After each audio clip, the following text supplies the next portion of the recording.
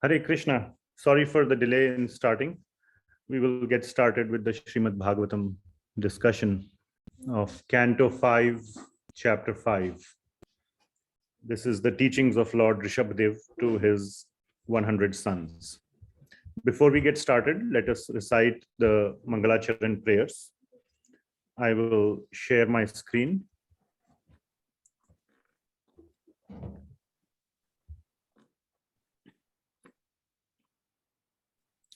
I hope you all can see the screen.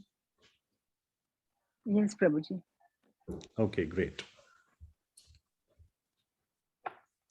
Om Ajnanatimirandhascha jnananjanashalakaya chakshurunmilitam yena tasmai Shri Gurave Namaha.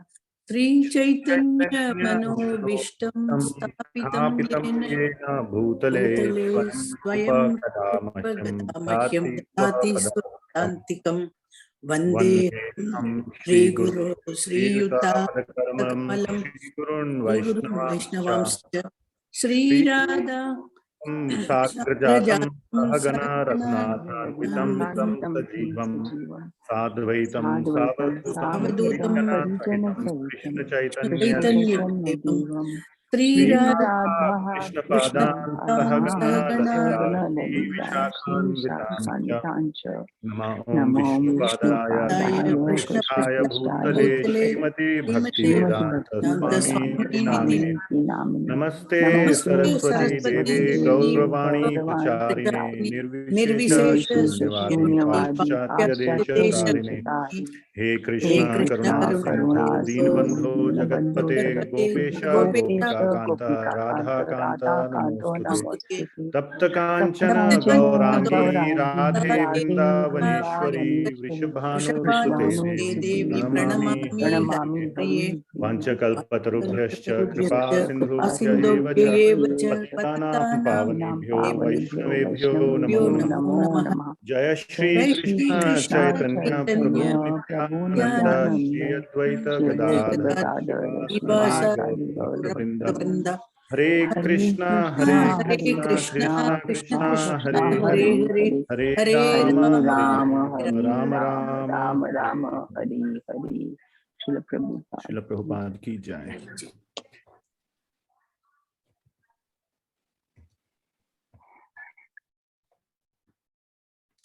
Okay, now we will recite the prayers for invocation prayers for Srimad Bhagavatam. So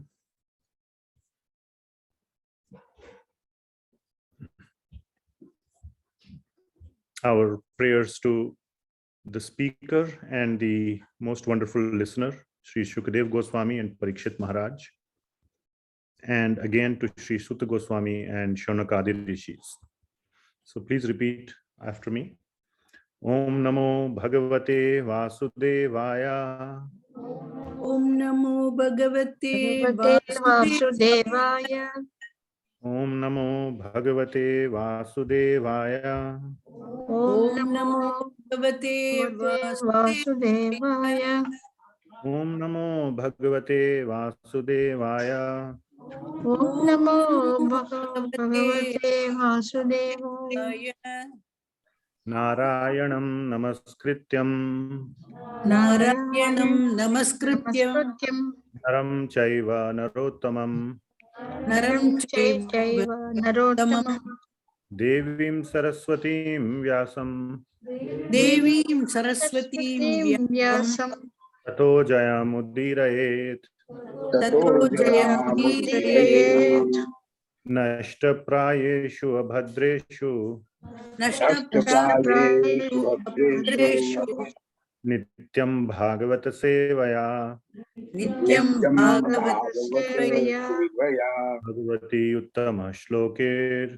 Bhagavati Tamashloke Bhaktir Bhavati Naishtiki. Bhakti Nishtiki Krishnaya Vasudevaya.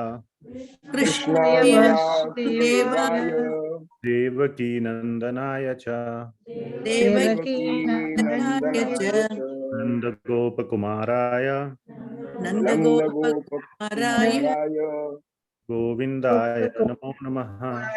Govindaya Namo Namaha. Okay, thank you. Now, yes, anything?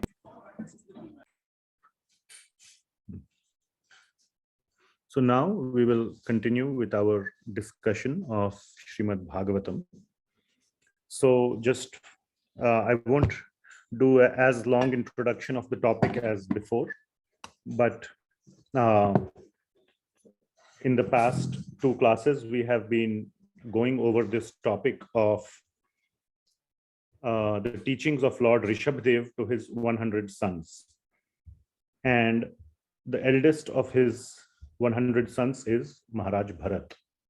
And many of you may know that famous story of Maharaj Bharat, where he takes 3 lives.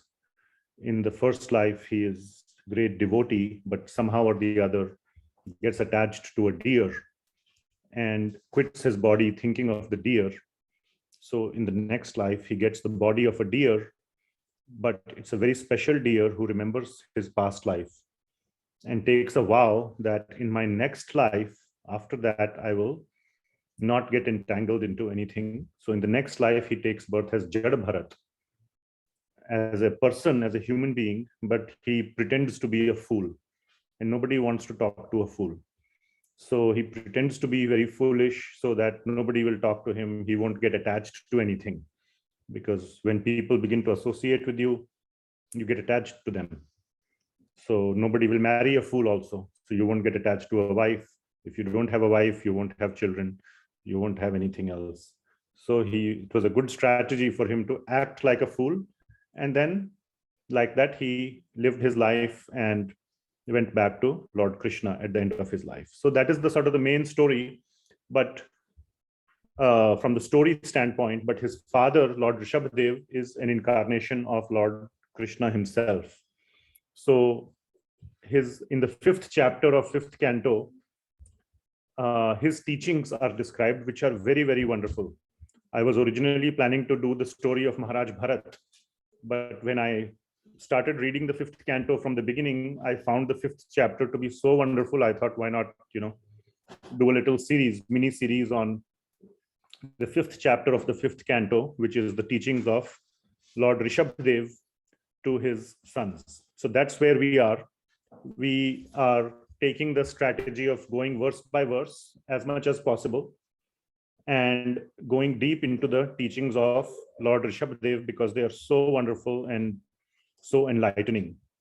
So, so far, very quickly, we covered 9 verses, and hopefully the goal is to cover another 10 verses today. Hopefully, we will see how far we get, 10, 12, 15, how many ever we can, without diluting the depth or the core message of each of the verses. Am I audible properly on the Zoom? Yes, Prabhuji. Yes. Thank you. Yes, yes. Thank you. And yeah, so 9 verses we discussed, and very quickly it starts with the teachings of Lord Rishabhadeva start with the fact that this human life has a special purpose, and in the human life we should not live like the life of a cat or dog. And the special example that is given is the life of a pig. And sense gratification is available in every life. So sense gratification is not and cannot be the purpose of human life, because that is available in every species, every form. So we should use the human life for spiritual inquiry. And spiritual inquiry, how to do spiritual inquiry? The next verse says the first step of spiritual inquiry is, so shall we do like a quiz? Not quiz, but whatever. What, according to the chapter, the 5th chapter of 5th canto, is the first step of spiritual inquiry? Detachment. Okay. Detachment with Importance the of senses. The first, Importance of step, human yes. life. Yes, whoever said sadhu sangha, the first step of spiritual life is associating with Association. Mahatmas, with devotees. And now, how do we find out who is a pure devotee? So it is mentioned that the qualities of 3 qualities of pure devotees. The first quality of pure devotee is that he is eager to develop a loving relationship with God. He is himself very God conscious. And because of his God consciousness, he is disinterested in materialistic things, materialistic talk, etc. And he is not interested in over accumulating anything material, only as much as he needs. Then Lord Rishabhadeva goes on to describe, however, on the contrary, materialistic people are, contrary to pure devotees, materialistic people are indulging in sense gratification. Sense gratification. And that is where the downfall begins. So sort of the link is, how does this downfall begin? And the downfall begins by our desire for sense gratification, but it invariably leads to sinful activities because we are not satisfied with our quota that we have been assigned. So when our quota is finished, then we start looking on the side and start taking other people's, and that is sinful. So this is how one accumulates his karmic reactions and becomes entangled in the cycle of birth and death. So then the question becomes that, so I'm just doing a very quick review for those that may have joined or may have forgotten, and for my own benefit, I also forgot. So yesterday, as part of my preparation, I read the previous verses and then I remembered, oh, wow, all this we had discussed, it had gone out of my own mind. So I think it is helpful. So the next question is that, okay, if sinful life is the one that causes karmic bondage, then we should lead a pious life. Is that the answer? Well, living a pious life is good, but that does not absolve us or relieve us from karmic bondage. Good acts also cause entanglement just as much as the sinful acts. So the purpose is to inquire about Atma Tattva or spiritual inquiry. So one has to go above good and bad activities, pious or sinful activities, and inquire about spiritual tattva, or what is the purpose of my life. Then the question that is sort of asked is that when did we stop inquiring about spiritual tattva, or what is the root cause of our stopping to inquire about spiritual life or spiritual enlightenment? What is the root cause of our material affliction? And then Rishabhadev mentions a very beautiful line, Pritir na yavan mai vasudeve, that it is the forgetfulness or of our loving relationship with Krishna. Pritir na yavan mai vasudeve. He himself is Vasudeva or Krishna, and he's saying that our forgetfulness of our relationship with Krishna is the root cause of all our ignorances. And then Lord Rishabhadev focuses on the fact that just knowledge is not enough. One must also apply the knowledge. Application is extremely important, because jnana, at the time when the sense objects present themselves, goes out of the window. The jnana goes out of the window. So we must train ourselves, especially train our minds. Training the mind is very, very important to act on the jnana. Just having the jnana is good. It's only the first step, but it will not make us develop or revive our loving relationship with Krishna. So action is very, very important.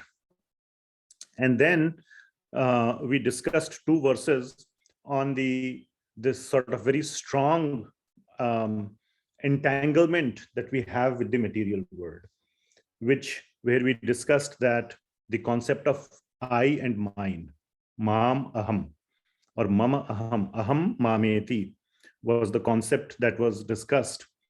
And a sort of an important word that we had discussed, which will be used even today, is hridaya granthim. Hridaya granthi is what? Anybody remembers? Knot of the heart. Very nice. Mataji remembers everything. The knot in the heart. So our heart has a rope, and the sense objects have a rope. Those two ropes are tied with a very strong knot. And so our heart is always running behind sense objects.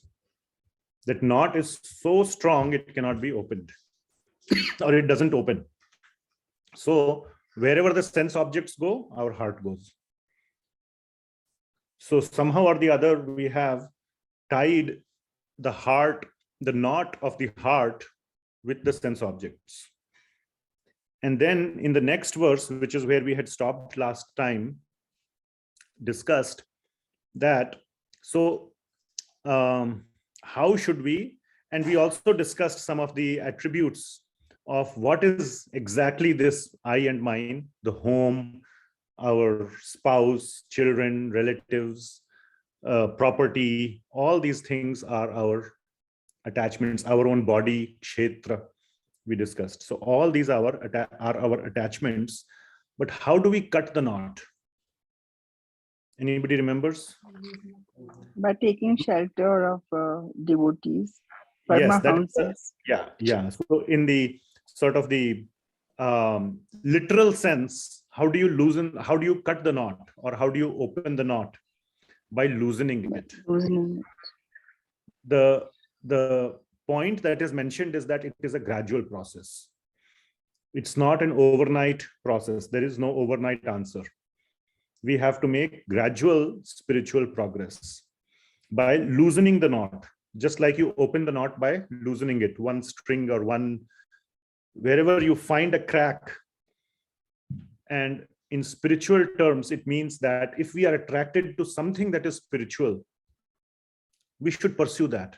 Some people are very attracted to singing, and so they can pursue the path of kirtan. Someone is attracted to talking to people, is a very extrovert, social person.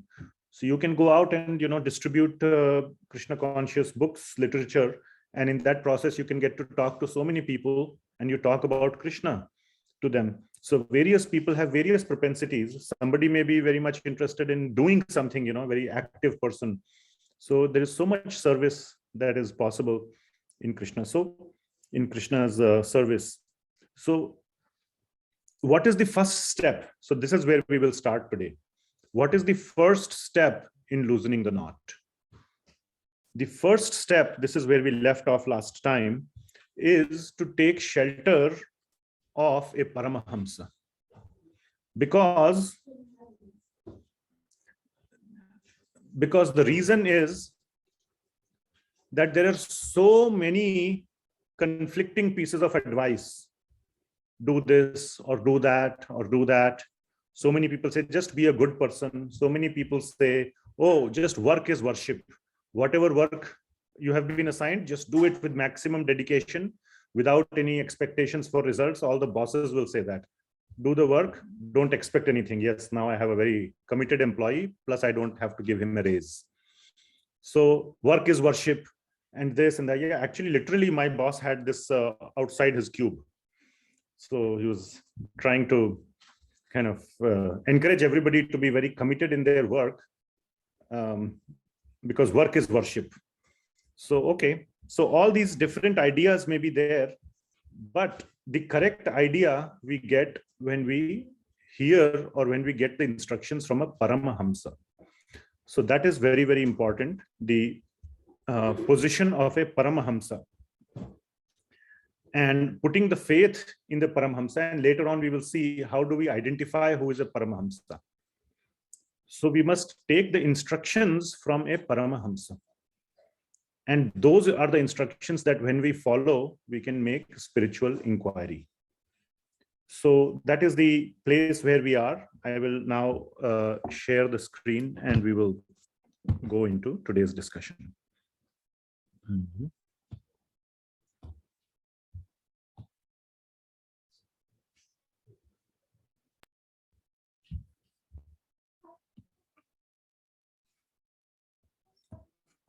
So we are at the 10th verse.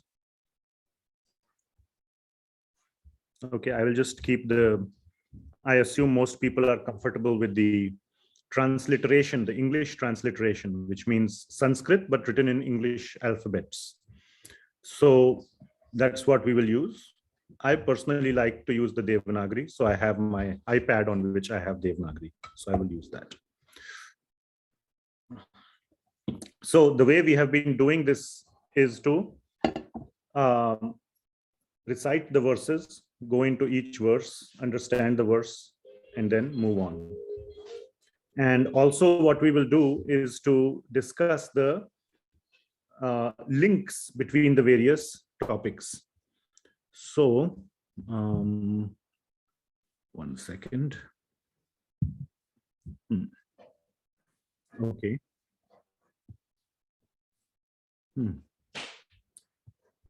Okay. It's too big.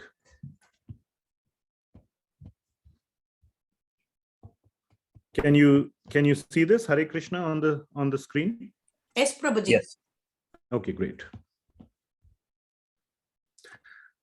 So we are in Canto Srimad Bhagavatam, Canto 5, Chapter 5, verse number 10.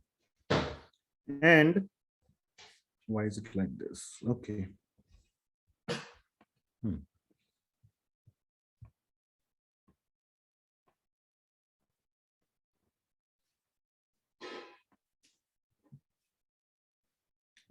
So we will recite verse number 10.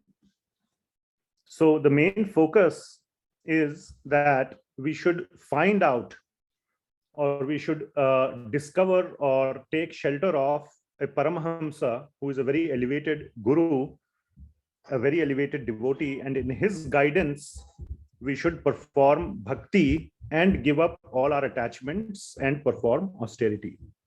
So the main point is to seek out, let me put it that way, seek out a paramhamsa guru, and under his guidance, it doesn't have to be his, it could be her also, perform bhakti yoga plus detachment from material sense gratification. Okay. So that is the essence of this verse. So let us read this verse. Hamse guru mai bhaktya anuvritya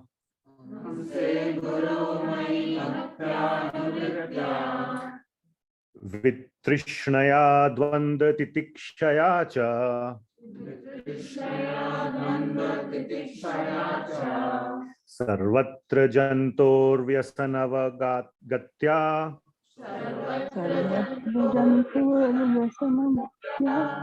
jigyasaya tapasa iha nivritya.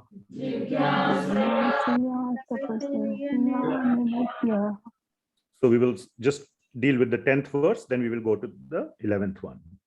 So Hamse Guru. So this is the Guru who is a Hamsa, and this Hamsa is the short form for Paramahamsa. Spiritually very, very advanced devotee. Mai Bhaktya Anuvritya. The one who is teaching about Mai Bhaktya, Mai Bhakti. Lord Rishabhadeva is saying this. So Lord Rishabhadeva is the Supreme Lord himself. We discussed this last time. In the first canto, 3rd chapter, 13th verse, it is given that he is one of the incarnations of Lord Krishna. So Mai Bhaktya, in this way, one should do my bhakti under the guidance of a paramhamsa guru. Vi trishnaya dvanda titikshaya, and by three things, giving up two things and adopting a third thing. Giving up what two things? Trishna. You want to understand what is Trishna? Trishna means thirsty or desire to know. Hankering for, yeah, thirst, or that severe hankering for material enjoyment. So giving up Trishna, Dvanda, the dualities, giving up dualities. What are the dualities? Everything is a duality. I win, you lose. That's a duality. So aren't we all in this thing about I want to win, and if you lose, I win. So either you lose or I win, or I am rich, you are poor, or right now I am poor, I want to become more rich. So always we look either up or down. Either we look up on ourselves or we look up to others, then we want to beat them. So our whole life is about dualities, honor and dishonor. Anything anybody says to us, we evaluate. Was this favorable to me or unfavorable? Do I like it or not like what was said to me? If I like it, you are my friend. If I don't like what you said, you're not my friend. So my friend, not my friend. Our whole life is in this duality. We just cannot give up this duality. So that is the dvanda. And these are the two things to be given up. Trishna and dvanda, and adopt titikshaya. Titikshaya means tolerance. Whatever we have, be fine with it. Doesn't matter whether you win or lose at a material level. It really doesn't matter in the long run. Next life, it won't matter whether you won, the race or the competition or not, or you beat your competitors and you made more profits. It really wouldn't matter once you are in the hole in the ground, or you have been burnt up and your ashes have been thrown away. Kindly keep yourself muted.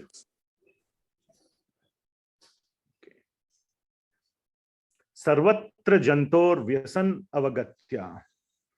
Sarvatra jantor vyasan. Vyasan means their miserable condition. Avagatya means to see their destiny, to really look around ourselves and see other people's destiny. Sarvatra jantor, jantu, jiva jantu, as we see, right? Jiva jantu means other living entities. We look at their miserable condition, and from that we should learn that this will be our condition too. So what are we running behind? And we should do jigyasaya tapas iha nivritya. So we should give up nivritti. Remember in the other previous discussions, we had discussion about pravritti marg and nivritti marg. Nivritti is all about just material stuff. I win, you lose, my friend, not my friend, all those things. So giving up the nivritti, all this materialistic thinking, and inculcating jigyasa and tapasa, inquiry about the spiritual inquiry, and some detachment, tapas. Tapas means starts with some kind of detachment, giving up some of our material comforts. So I want to ask, for those that have been hearing about these classes and these discussions, and this is the connection to the next verse.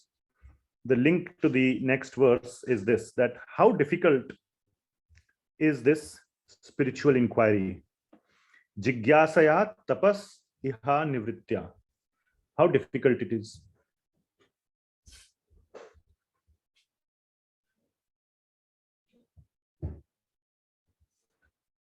Is it very difficult? Yeah, it is very difficult because of this attachment with the material world. Our attachment with the material. Very nice. Thank you, Ramakant Prabhuji. So he's saying it's very difficult. Anybody agrees with him? Okay. Others? So there I can see a lot of heads nodding in the room, hands raised in the room. Well, I have news for you. You are wrong. It's not difficult. And that is the answer in verse number 11. Lord Rishabhadeva is telling that it is not at all difficult. You may think that this is an austerity, or it's really an austerity. You know, it's like walking on hot coal, burning coal. Some people do that, you know, as a way of, you know, canceling their sinful activities. It's not difficult. You don't have to go to the forest and stay hungry for weeks and days. So the link to the next verse is this spiritual path difficult? And the answer is no. It's not difficult. And how is it not difficult? We will see in the next verse. So we will go to 5.5.11. And let us see why or how come it is not difficult. So 5.5.11. Mat karma bhir mat kathaya cha nityam.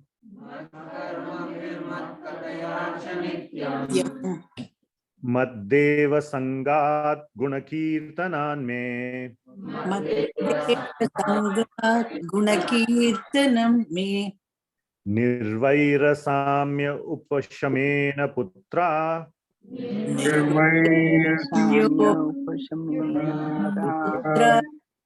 Jihasaya dehe gehe atma buddhe.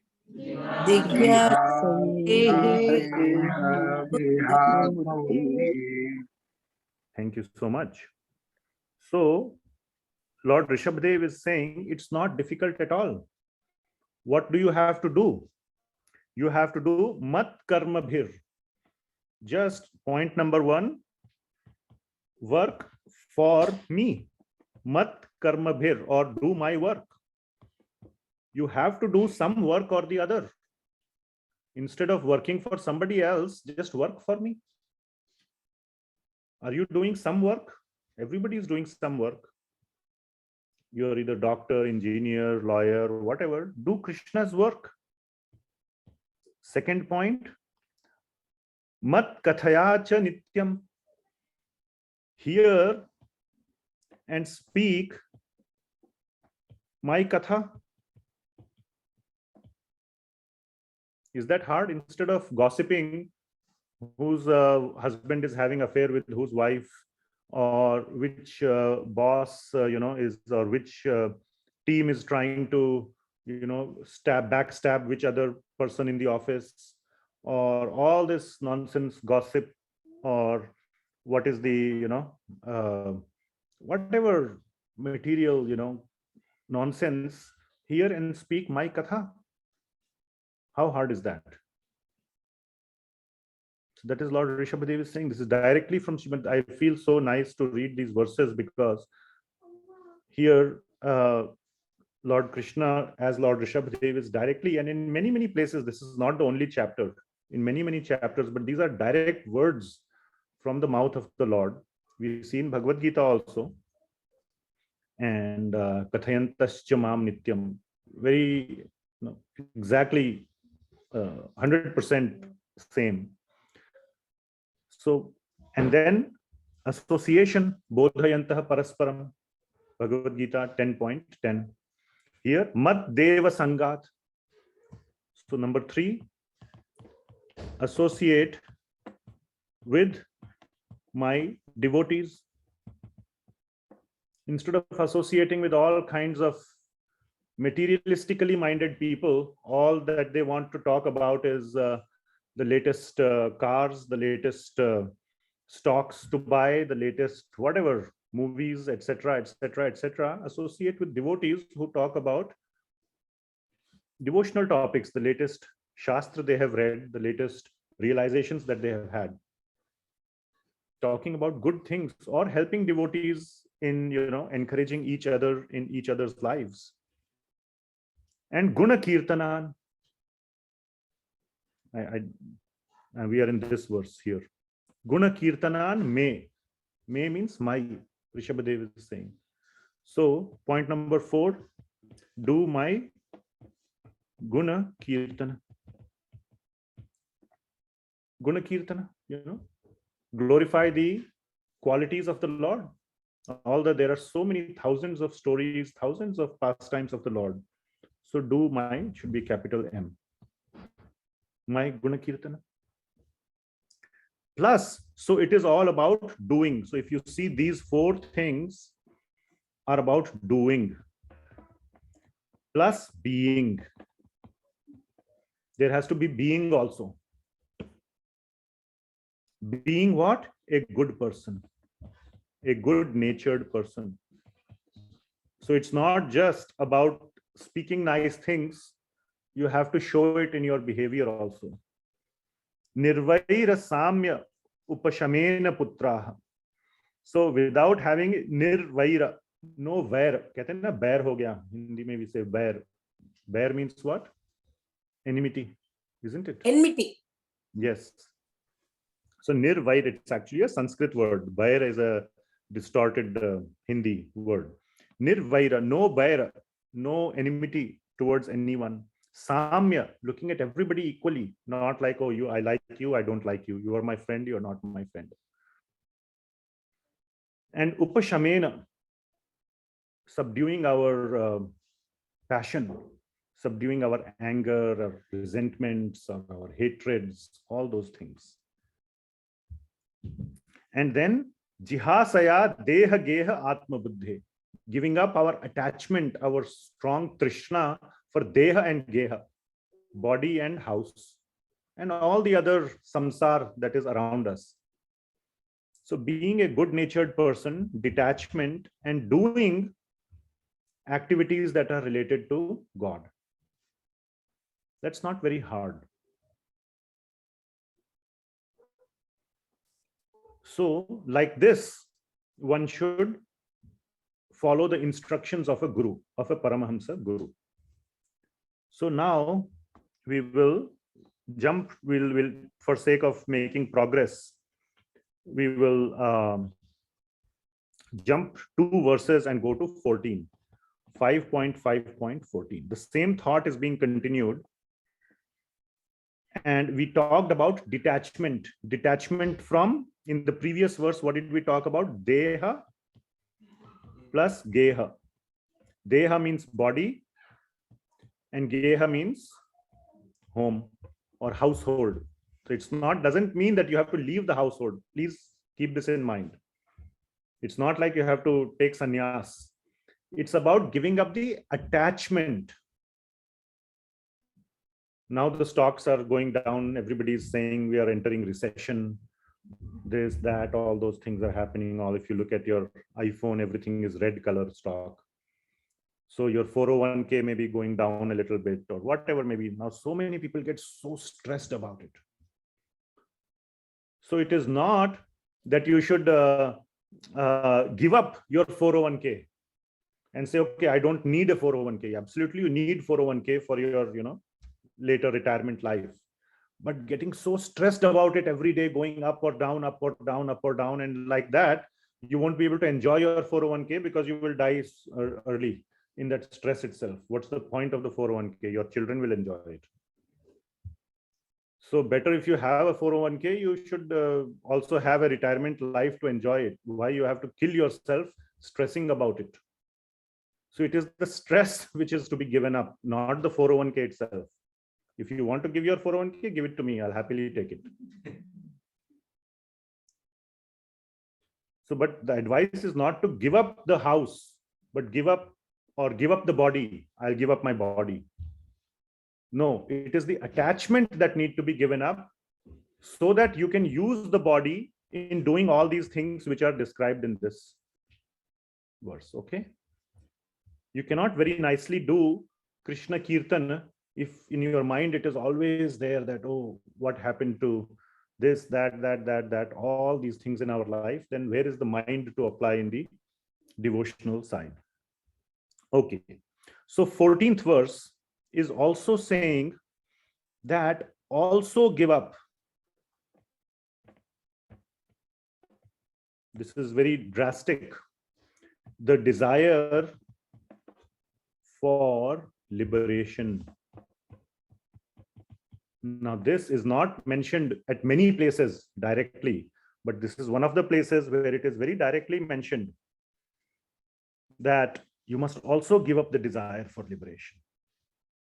And in the next verse, we will see, okay, because we are doing this for liberation. Liberation here, for those that may not have attended many, read many books, spiritual books or etc. Liberation means liberation from the cycle of birth and death. In other words, it is also called moksha, or it's called as mukti, and there are different names, right? So you must even give up the desire for that. Okay, then what should we desire for? If even that we have to give up, I thought we were doing everything for that. So we will answer that, but let's just quickly see this verse number 14 here. Text number 14.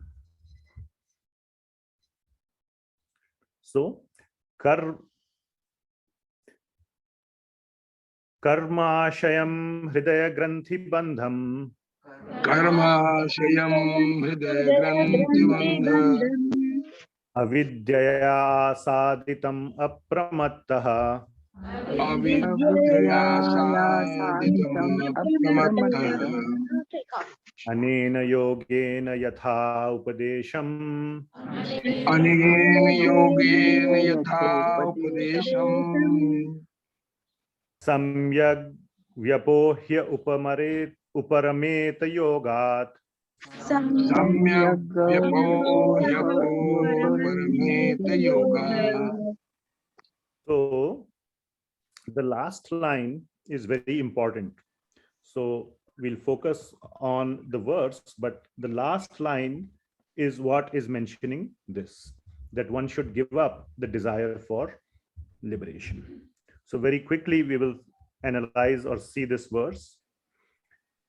Oh, we have not read the translations by Srila Prabhupada in these previous verses. We should do that. Okay, sorry.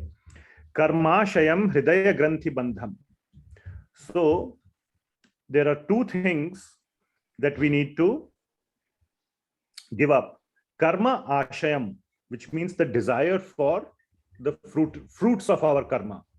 If I have worked hard, I should get the result. The desire, because everybody is, isn't that what we are doing? Working so that we can enjoy the fruits. That is karma ashayam. And hridaya granthi, which we had discussed earlier, that knot. So running behind those objects towards which the knot is taking us. Bandham, that knot has bound us into these attachments.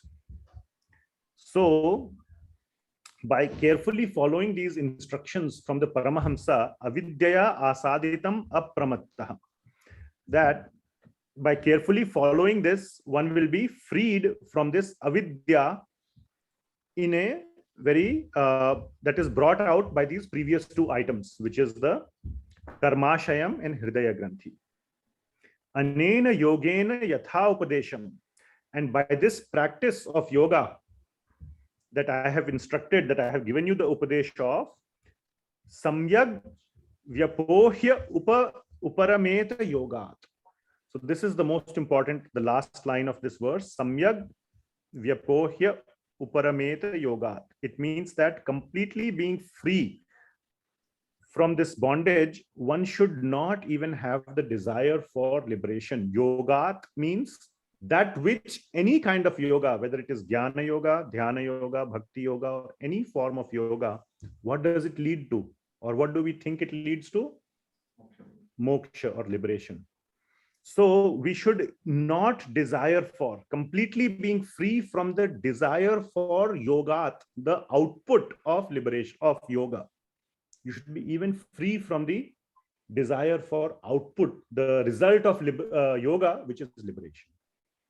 Okay. So we will read the translation. So I will request one devotee maybe to read the translation. Last time I think Vivek Prabhu was reading. So this time Megha Mataji, would you be okay with reading the translation loudly, clearly? Thank you. Oh, I need to show it. Sorry. As I have advised you, my dear sons, you should act accordingly.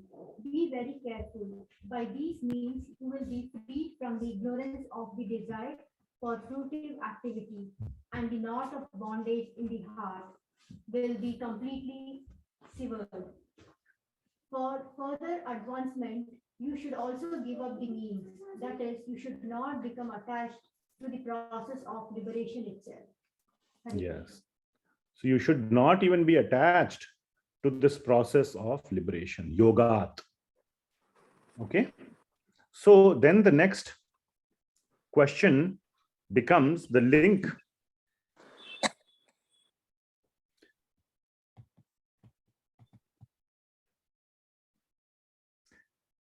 The link to the next verse is, if not liberation, then what should we desire for?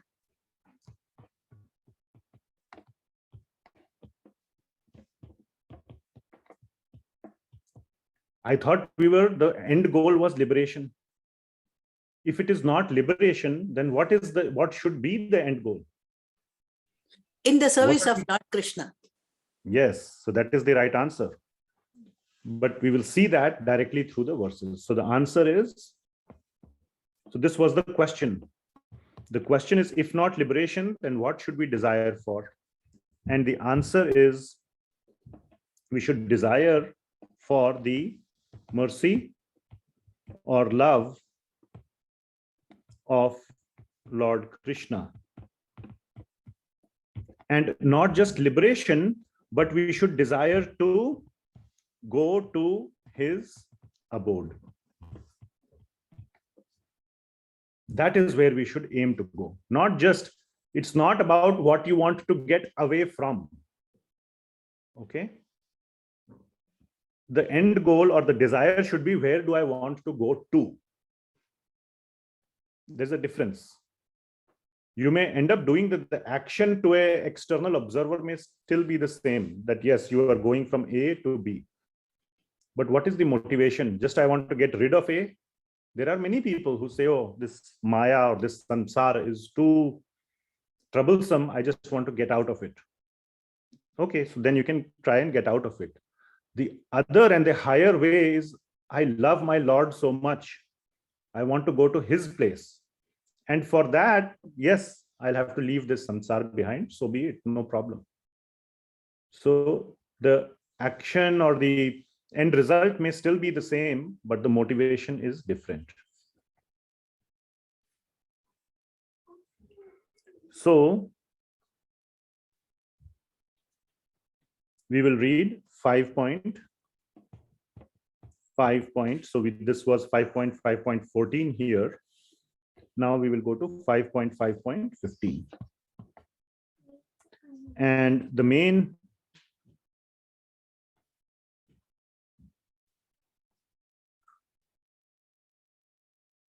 focus here is that the goal of one's life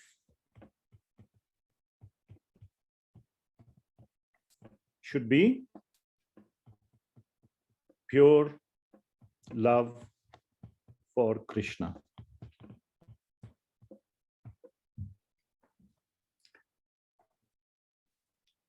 And not anything else. And there's another sub point of this verse, a sub concept is the role of a guru or a leader. So we will see this sub point as well, which will be expanded very strongly in some of the upcoming verses, which we will hopefully cover today. So this is the essence of 5.5.15. And it is a verse, a special verse, which contains 6 lines, as you can see here on the screen. It's not a verse with 4 lines, and it is a verse with 6 lines. Now, I do not know the meter of this verse, so we'll just recite it in a, normal or whatever way. It may not be the proper meter. I'm not so expert in this. So let us try and recite verse number 15.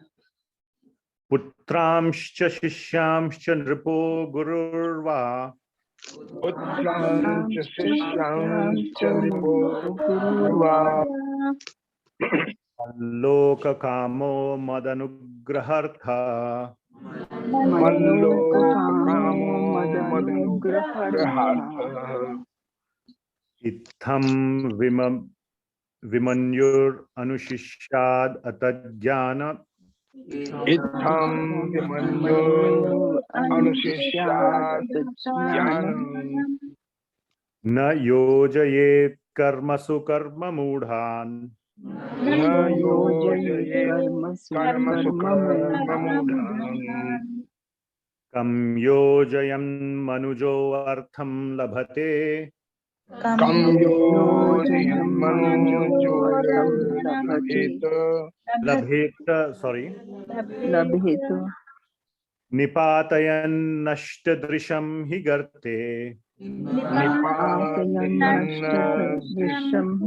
Drisham Higarte. Thank you. So let us see this verse carefully. It's a very, very important verse.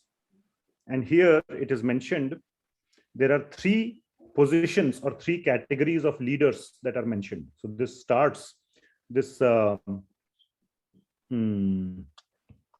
verse starts with this sub point, the role of a guru or a leader.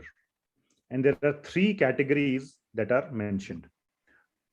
Putramscha shishyamscha nripo gururva. So if a father is instructing the son, putramscha, so the sons are being instructed. Shishyams means the students. So the students could be of a father, whether he's being instructed by a father or by a guru. And nripa, who is a nripa? King. King.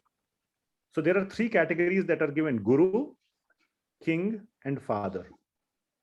And all 3 have various kinds of students. For a father, a child is a student. For a king, all the citizens are the students. Well, that's how a king should be. Today's kings are not like that, but a king is supposed to be one where he is instructing his citizens, and the citizens have so much respect that they learn from the king. Like Lord Rama or Parikshit Maharaj or Yudhishthir Maharaj. There were all these wonderful kings in our history from whom you could learn. Not today's kings where they start talking and you turn off the TV because they say all kinds of bad things. And you don't want your children to hear what the king or the rulers are saying. And what should their instruction be? So we must learn from these leaders, or the job of the leaders is to teach what kind of things? This should be the instruction. Mal loka kamo. What does that mean? Mal loka kamo or mad loka kamo. In Sanskrit, when you mad and loka means mal loka, but it's mad loka. What does mad mean? For those who have studied Bhagavad Gita and all, mat means mine. Loka means planet. Kama means, what does kama mean? Desire. Desire. Yeah, lust is a sort of a common meaning, but it is a common subset meaning, which is the 90% subset. But the true meaning of kama means just a very strong desire. Most of us have very strong desire for material things, and that's why we give it the name lust. But kama could be kama for Krishna. No problem with that, as long as the object which you are desiring governs whether that kama is good or bad. So here the kama is for mad loka. Mad loka kamo. Mad anugraha artha. Anugraha means what? Anybody's name is Blessing. Blessing. blessing or mercy. Yes. So anugraha means mad anugraha, my blessing or my mercy. Artha. Artha means what? So again, Wealth. artha, Wealth. kama means Wealth. these are the material meanings, but Wealth. artha means for the sake of. Artha means for the sake of that. So everybody desires wealth, so artha means wealth. But if you desire for mad anugraha, the mercy or the blessings of the Lord, then that artha means for the sake of. யாருமே பண்ண மாட்டேங்கிறாங்க. Please mute yourself. So the instruction that these kings or teachers or parents should give should be what is given here, two things. What are the two things? To go to Krishna's abode, to go to his place, not just liberation. Yes, byproduct of that is liberation. But the consciousness should be to go to Krishna and to receive his mercy. So that is what is mentioned here. This line, second line is very important. Mad loka kamo, mad anugrahartha. That is being shown here. The goal of one's life should be pure love of Krishna. When we can say love or mercy or blessing and going to his abode. Okay. And now comes a little change of, we're slightly changing the direction. Slightly. So please pay careful attention. There's a slight new thought coming up now. So these people who are teaching others, right? Guru, king, father, correct?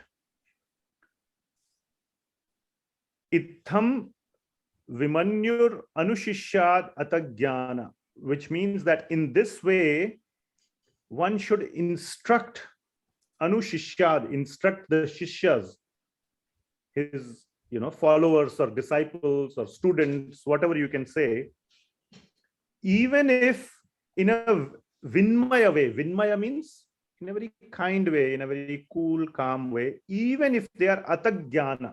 Atagyana means bereft of knowledge. So what this means is that one should not, even if the student is agyani, and here agyani means he is desiring for sense gratification. So that is the nature of a student. The student needs to be taught. If the student says, I don't want to learn, what will the teacher do? Teacher will say, okay, you don't learn. You can do in that corner, you go play. I will teach those who are interested. That's not a good teacher. Teacher should try to teach all the students who have taken his shelter. They have come to learn, and so you should teach them, even if they are not interested in these topics, or even if they are agyani. Or, and here agyani means that they are only interested in, the next line says, na yojayet karmasu karma mudhan. That even if they are karma mudhan, if they are fools and engaged in karmasu karma mudhan, if they are engaged in fruit, if they just want to do these material activities, oh, I just want to, engage in, as I say this phrase, wine and women. That's my interest. Still, the wise people should instruct the people in a spiritual manner. They should not let them say, okay, you can do that. The job of the spiritual people is always to give them spiritual education.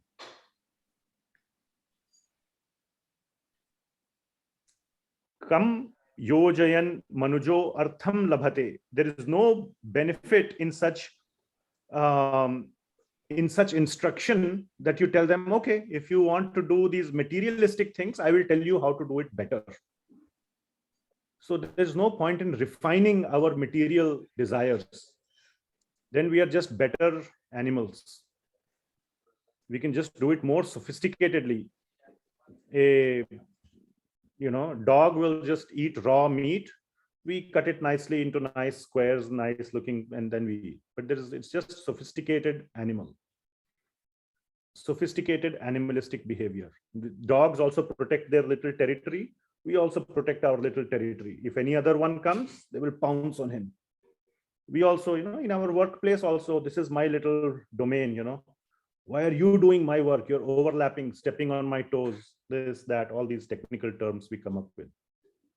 And then we try to move ahead in life. And if a teacher is teaching these kind of karmic things, materialistic things, then nipatayan nashtadrisham higarte. One is, it is like causing a blind man to fall down in a ditch. You are seeing, this is the thought, the change of thought that is happening here. How important it is for those who are little bit learned, who have this spiritual understanding, to teach it to others, especially those who are dependent on them, and not just watch them. Imagine this situation. You are sitting somewhere. You have eyes, and there is a blind man, and he is walking, and there's a well in front of him, or a big ditch. What would you do? You're just sitting there. He's nobody to you. He's a complete stranger. And you're just sitting, and you happen to be there, and he's just going straight, and right in front of him is a big ditch. What will you do? Will you just keep looking? No. Will help him. What would you do? Will help him. Yeah. Hold his hand and stir him out. At least you will yell out, wait, stop, turn. There's a ditch in front of you. You'll do something. Right? Isn't it? You won't stay quiet because you have eyes. And worse still, you won't tell him, oh, keep going, you're in the right direction. Go faster. You won't do that if you are the person with eyes. But on the contrary, if you are having a malicious heart, now again, this is having eyes means you are wise, you are spiritually wise, and you are seeing somebody that they are doing things in this life which is ultimately going to harm them. Would you let them keep going?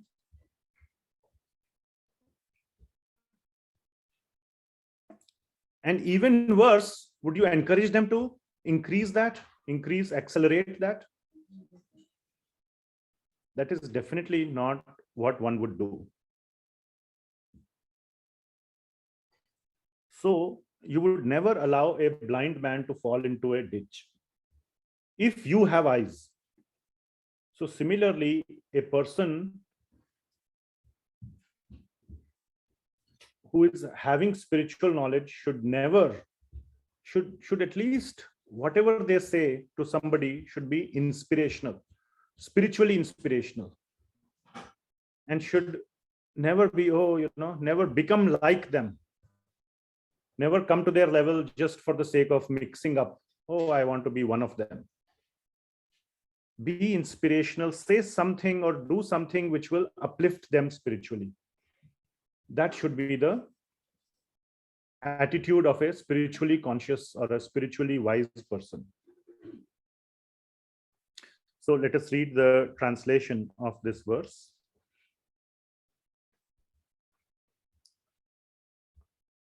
Somebody who has not read on the Zoom would want to read. Prabhuji, shall I read? Can I? Sorry. Yes, go ahead.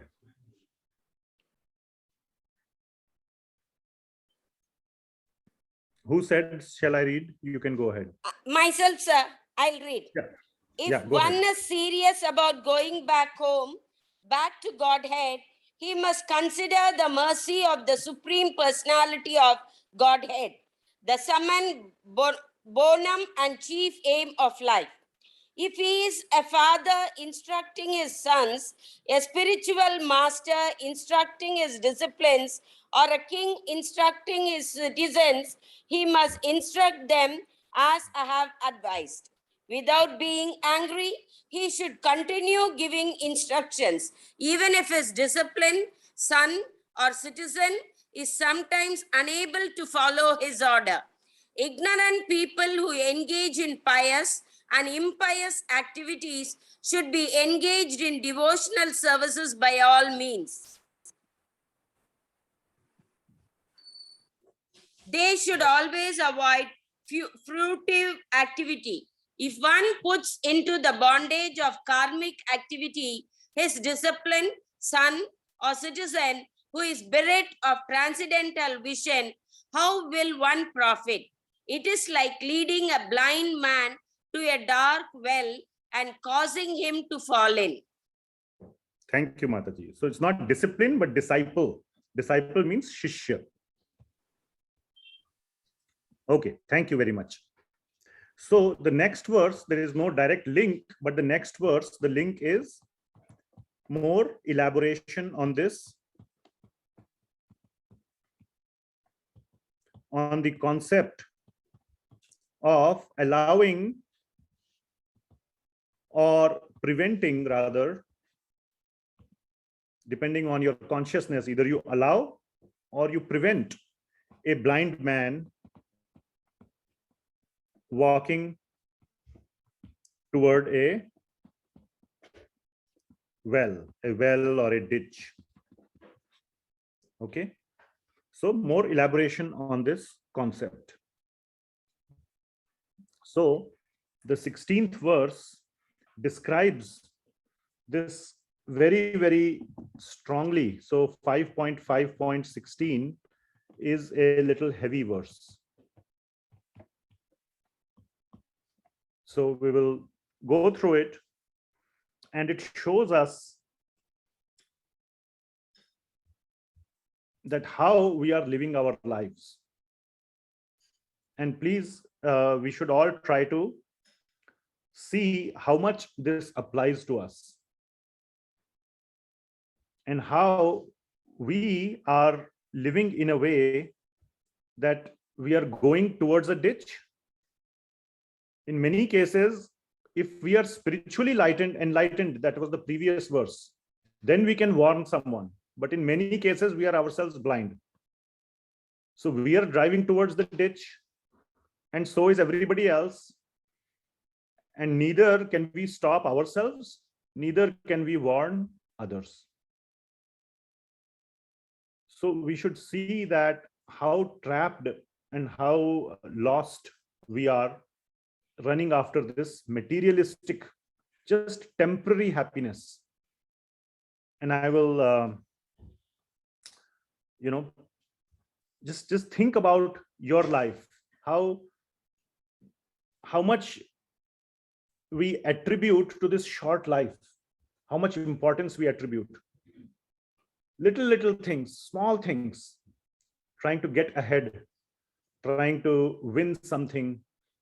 And in many cases, it is not even winning some money or some prize. It's just winning some little acknowledgement or just feeling little good. Oh, I told him, you cannot park the car here in front of my house. If that fellow says, okay, sorry, and he goes away, yes, I prevented him from parking it where I didn't want him to park. Or whatever, so many things could be there. Little thing, if somebody wants to give you a ride and he arrives late, as he is coming, you are looking, he's coming, you look at your watch. Make him feel that he's late. Don't say anything, but just look. Then he will automatically say, sorry, I'm late. Huh? Sorry. So you feel, yes. Little things. It doesn't have to be terrorist action, 9/11, or, something like a thief who stole some money or anything. These little things, how it is destroying our consciousness.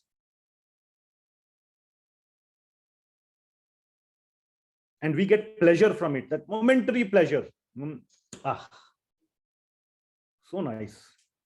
Made him feel showed him his place. Usko uski jagah dikha di. Showed him his rightful place in the universe.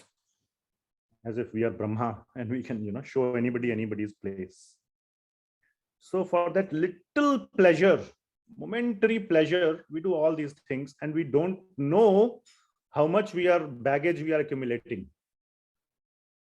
And of course, there are much bigger things than this. These are small things, much bigger things, killing others and eating them.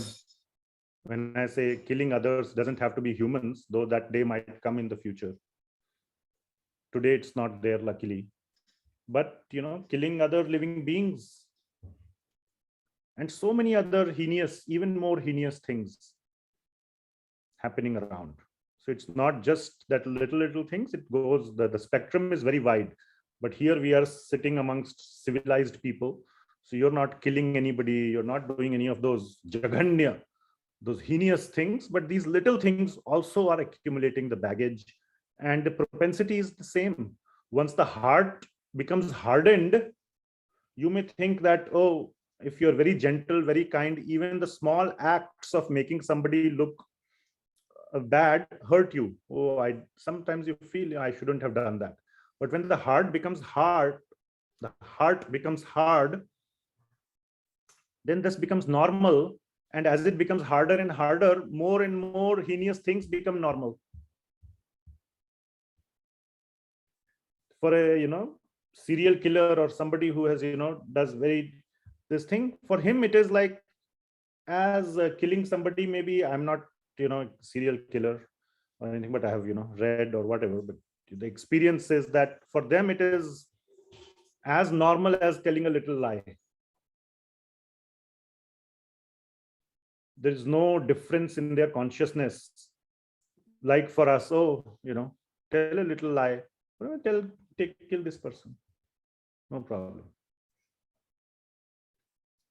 So that is what this verse is. So we should look at our lives. None of us are serial killers, none of us are terrorists, but we are little,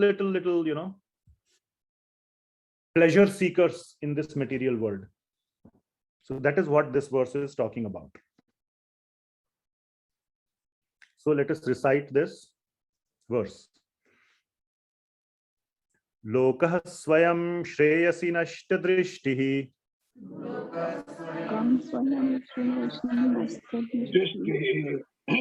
Yo arthan samihet nikama kamaha.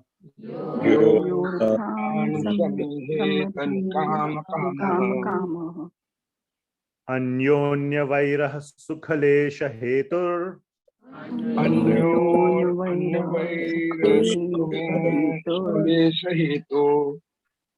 Ananta dukkham chana veda mudha.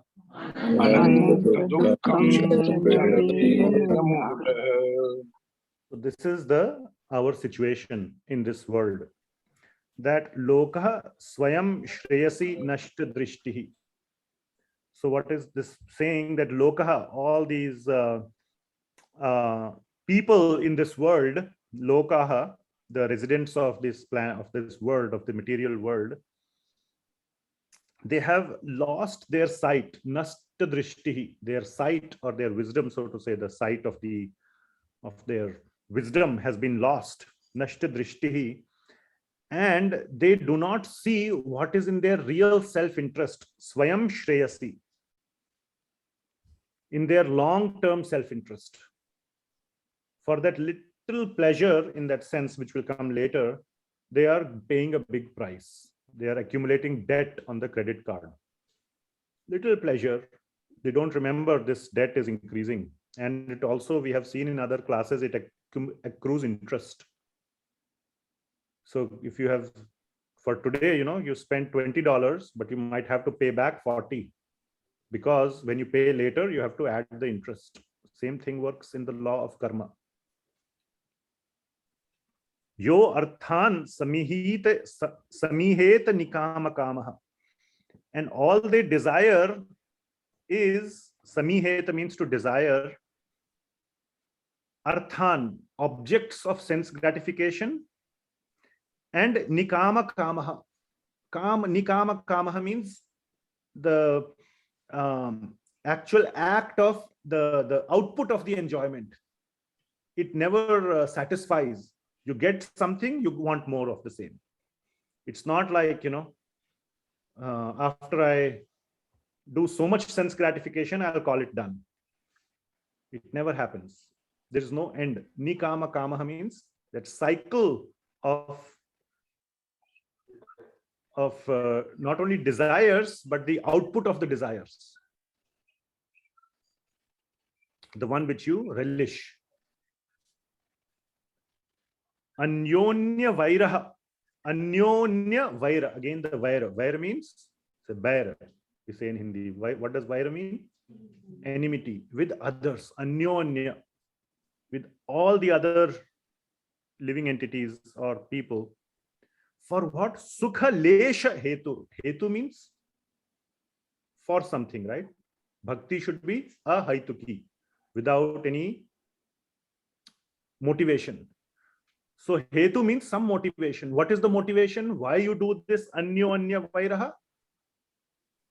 For sukha lesha. Sukha lesha means a small tinge of sukha. Sukha lesha means like a droplet of sukha. Little bit sukha. Temporary, very limited, tiny amount. For that you create enmity with the other living entities. And what is the result of that? Ananta dukkham.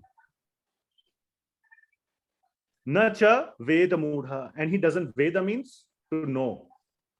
Correct? And he doesn't know that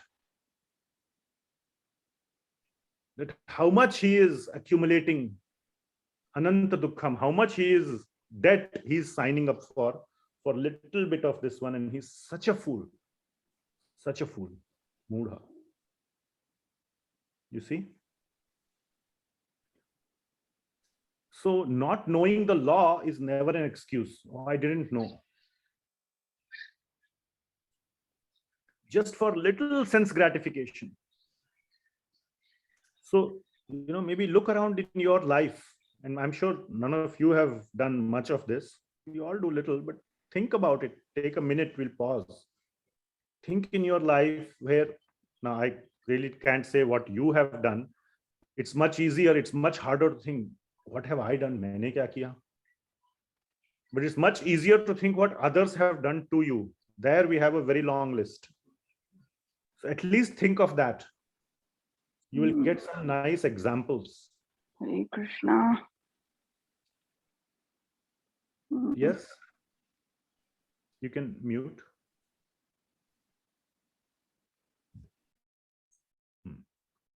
Think about it. So many things. We are not Bin Ladens, or you don't have to go to that level. Even like we said, little things in our life where we do acts of enmity. Enmity is not like enemy, not like India, Pakistan, or not that kind of Russia, Ukraine enmity, but little things, small things. So look in your life, think about it. And if one or two people want to share, we can do that.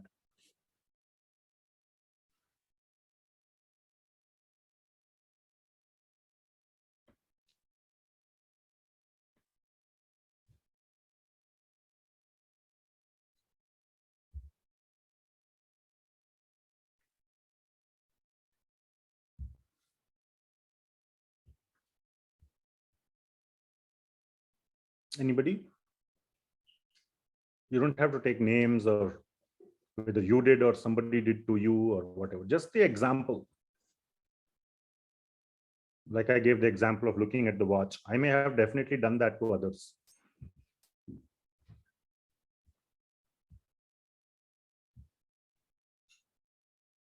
Work environment was quite common to me. Work environment, like to try to showcase that others are not doing work, or you doing more than that. Then all those things are quite common things that I could see. Yeah, in the workplace. And wives are not treated like equally. not treated equally. I mean, they do a lot of work at home, but still we don't treat them properly. Okay. Men are not treating their wives nicely, or vice versa. Okay, now we are politically correct. Okay, so yeah, you can hopefully see. At least I can at least ask. Do you see things like that in your life? You don't have to share what or feel embarrassed, but at least you see some things where, for little, 1 hour later, it won't matter. The pleasure that you got, it's not like a lottery where your whole retirement is taken care of. Even 5 minutes later, it won't matter. But still we do it for that instant sense gratification. So that is, it's all adding. Even the big things are definitely adding. Now the question is, since we are all so, wise and learned now that we are reading Srimad Bhagavatam, if you see somebody doing it, what will be your reaction? I should not do that. Won't tolerate. Okay, so both of you are saying same thing. I wouldn't do it. And what else? Sometimes we will yell at them. Okay, so same thing again, you said, both of you here in the room and in the Zoom, And that we will try to advise them. We will try to stop them as an act of what? Superiority. I know more than you. complex. Compassion, isn't it? Not because, yes. Superiority complex. Okay, not because of that, but because of compassion. You're harming yourself. Yeah. You're signing up for so much high interest rate debt. For the little bit momentary sense gratification, you're paying a lot. You would try to prevent them from doing that. So did we read the translation yet? No. So let's read the translation from here in the room. Maybe Anita Mataji, could you please? Due to ignorance, the materialistic person does not know anything about his real self-interest, the auspicious path in life. He is simply bound to material enjoyment by lusty desires, and all his plans purpose. For temporary sense gratification, such a person creates a society of envy, and due to this mentality, he plunges into the ocean of suffering. Such a foolish person does not even know about this. Thank you, Mataji. Yeah. So we are like the foolish person, and especially the ones in the human life who have got this human life, and we have that ability to discern what is wise and what is foolish. Still we are opting for the foolish. So what a waste of this great opportunity of human life. So I know it is 7:30 already.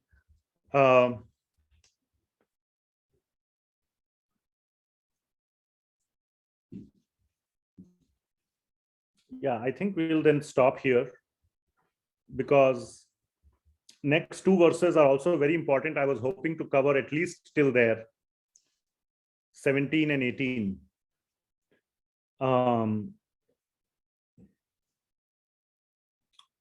But the link to the, so we'll stop here and we'll see if there's any question answers or something. But I was hoping to cover two, then because then we'll have a change of a new section of this chapter, but we'll do that next time. So the link to number 17, 5.5.17, what is the link? The link is this, that a wise person, out of compassion, will do everything possible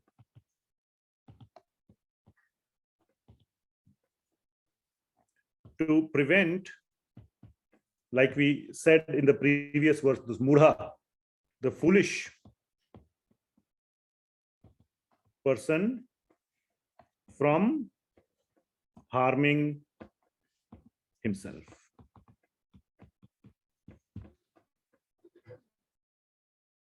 And that is the point of the next verse. That a wise person will use his wisdom to alert, if not stop physically, but at least alert, out of compassion, not out of superiority complex, out of kindness and compassion, to prevent them from harming themselves. And then in the 18th verse is a very, very important verse, where we will see that who are those that we should alert and advise. There are so many people in our life that we are responsible for. So we will cover all that in the next class. But yeah, that is so the purpose is for you to become wise and then to go and educate others as well. Share this knowledge with others and prevent them from harming themselves. And once prevent them from harming themselves, then uplift themselves. Okay. So we will stop on this note. Any discussion, comments, questions? Yes. How do we differentiate liberation? I always thought liberation and love to Krishna are the same. But how are we getting differentiated? Okay. So I can answer. So the question is, what is the difference between liberation versus love for Krishna? What is the difference, right? I can answer that at two levels. One is a simpler level for some of the people who may not have been in this conversation for long, and one is at a more advanced level. Okay. At a simpler level, like I mentioned in the class, the difference is in the consciousness. And you can call it consciousness or motivation or our, those words. What it means is what you're trying to get away from versus where you're trying to go towards. So love for Krishna is a superset of liberation. When there is pure love for Krishna in the heart, one gets the blessing, the full mercy of Krishna. And liberation is just a byproduct. It automatically is there. Krishna's blessing is available. Once it is available, liberation is like the job of his pinky finger. Okay. So liberation is part of Krishna's full mercy on a pure devotee. Is that clear? And the difference between the two is that whether you want to go to Krishna or you want to get out of the material world. That's it. I don't care where I go to as long as I get out of here. I want to get out of Portland, whether I go to Seattle or San Francisco, I don't care. I just want to get out of here. It's too miserable. At a more advanced level, this is material world. And this is the spiritual world. This is the world of Krishna. The home of Krishna is the spiritual world. In the middle, there is this whole thing called the Brahma Jyoti. And the name of the liberation that one gets. So when you quit the material world, all those people who want liberation, but they don't have love for Krishna, what they get is the Brahma Jyoti liberation. There's a special name for that called as Sayujya Mukti. Sayujya Mukti, which means they stay in this Brahma Jyoti level. They don't get entry. There is this sort of middle ground where you do leave the material world, but you do not get into the spiritual world. So you have left the material, you are liberated. If you are here, are you liberated from the material world? Well, this is the boundary of the material world. And if you are here, are you outside the material world? Yes. So you have been liberated, but you have not gone into the spiritual world. That is known as Sayujya Mukti. There are other types of mukti, what is known as samipya, salokya, sarishti, and sarupya. There are 4 other kinds of mukti where you do go into the spiritual world. That only happens for those who have Shuddha Bhakti or love for Krishna. Okay, so that is the difference. Any other comments or questions? Yes. A follow-on question based on the answers that you gave. There's a concept of this jivan mukti. There are a lot of examples in our history about people who are still here, but who are considered already attained mukti. So they haven't really left the material world, but they talk about this concept of jivan mukti. Jivan mukta people, yes. So how does that play, or like I'm just trying to find out, is it consistent with this concept that you were mentioning? Correct. Very nice question. Who is a jivan mukta? So once one has developed pure love for Krishna, okay, whether he is here in the material world or he is in the spiritual world, Lord Krishna, and this we are, right now in the 9th chapter of Bhagavad Gita in our Bhagavad Gita series, and we'll expand on this concept of jivan mukta in that. But one experiences the same kind of protection of Lord Krishna, the same kind of love for Lord Krishna. One's experience. So that's why I didn't write mukti. I specifically wrote mukta, because I want to talk about the experience of the devotee of Lord Krishna. His experience is no different in the material world as it would have been in the spiritual world. He experiences the same exact kind of happiness. He experiences the same kind of protection of Lord Krishna. He experiences the same kind of love for Lord Krishna and Lord Krishna's reciprocation of his love. So for him, the material world is a little, a little island, but it is, his experience is no different. He thinks he's in the spiritual world. For him, there is no difference being here or there. Yes, Prabhuji. No, I think like Prahlad Maharaj. Yes, like Prahlad Maharaj, absolutely correct.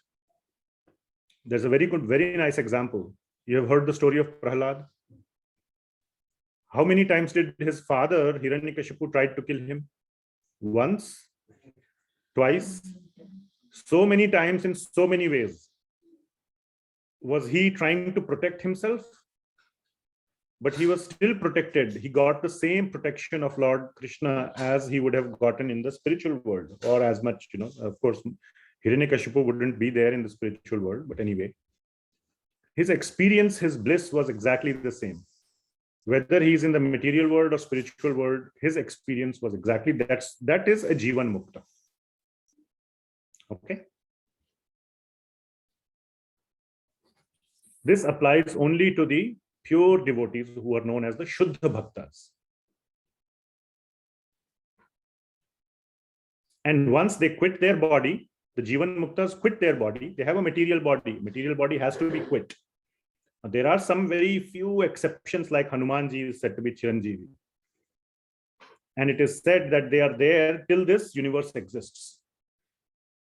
So it's not Chiranjeevi as in like eternity, but till the universe exists, because he is the custodian of the name of Lord Ram, Ramanama. He's the custodian of that. He's the Acharya of Ramanama. He is present. So except for those one or few exceptions, the Jivan Muktas, they give up their body and then they go to the spiritual world. So while they are on this material world, their experience is no different. So even though they have a body, they are still Mukta. Okay, anything else?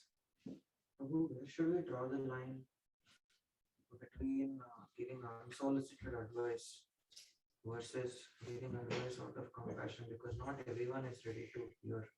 Excellent question and a perfect segue. So the question on, just if you didn't hear, is where should we draw the line between giving free advice They always say, free advice is never, what's the phrase?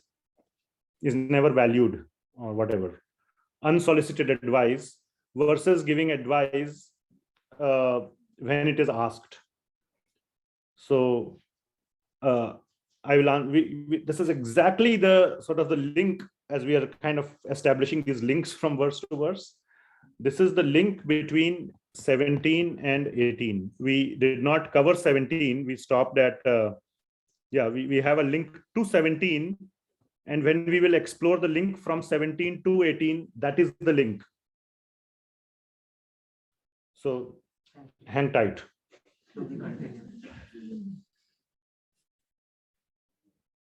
Yes, Mataji. First step into spiritual inquiry is to take shelter of the Paramhamsa. We didn't see a lot of references to how to find the Paramhamsa. That is also coming. Yes. We just saw a guru, king, and pattern teacher, and three different kinds of gurus we can have. No. So there is slight difference. So I think you're asking, I'm saying you are asking a very good question, and let me rephrase the question.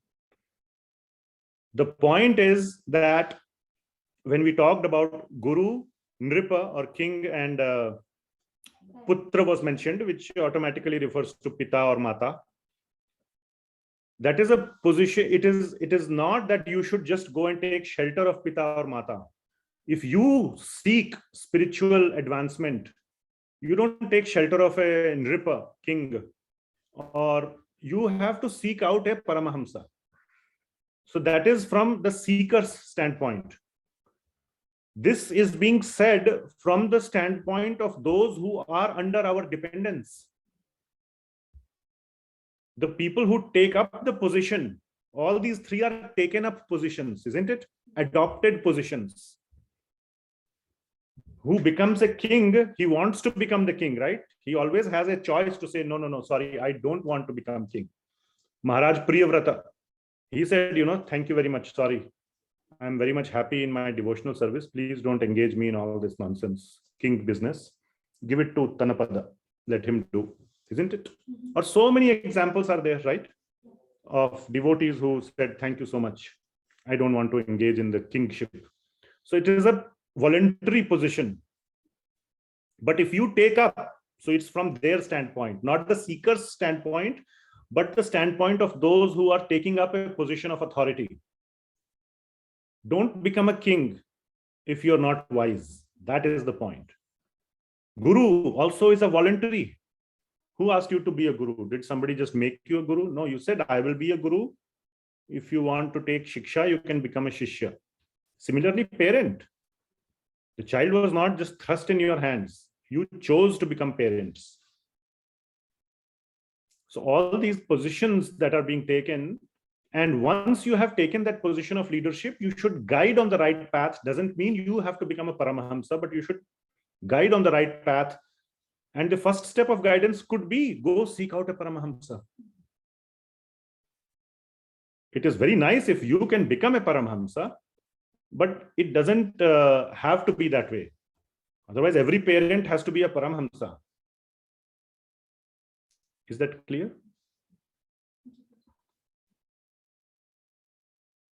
Now, there can be some paramhamsas who are parents, like Bhaktivinoda Thakur. His son, he was a paramhamsa, his son was a paramhamsa. Oh, no, lineage paramhamsa.